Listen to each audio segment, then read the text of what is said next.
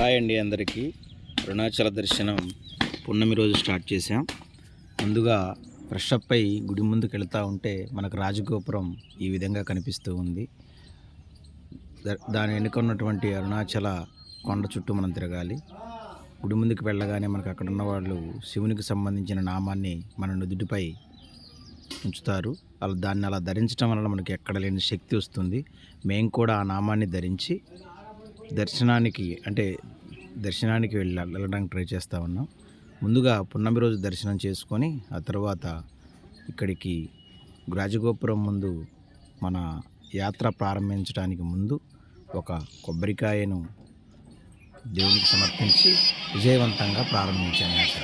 నేను, మా కుటుంబం, మా ఫ్రెండ్స్ వాళ్ళ కుటుంబం కలిసి పున్నమి రోజు 8:30 స్టార్ట్ చేశాను. చూడండి అందరం కూడా ఇదే ఫస్ట్ స్టార్ట్ చేయడం. ఇక్కడ నుంచి బయలుదేరితే మనకి దర్శనం అనేది అరుణాచల గిరి ప్రదక్షిణ అనేది ప్రారంభించినట్లు అవుతుంది.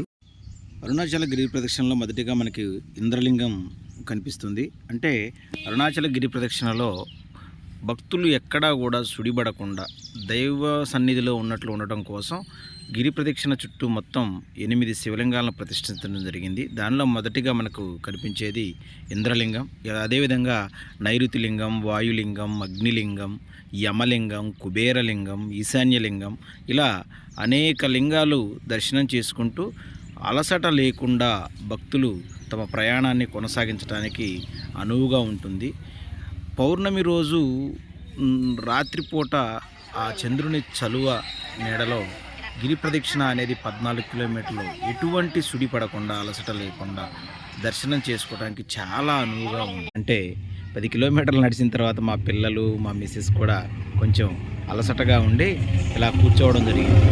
ఇలా ప్రతి ఒక్కరికి ఇక్కడికి వచ్చేసరికి వారి ఈ శారీరక కొంత కష్టంగా అనిపిస్తుంది. అప్పుడు మనకు కనిపించేదే మోక్ష మార్గం.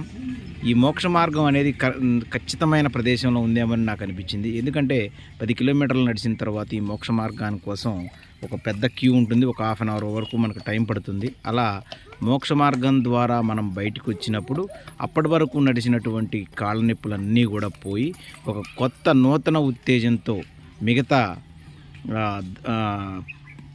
గిరి ప్రదక్షిణ పూర్తి చేయడానికి బాగుంటుంది.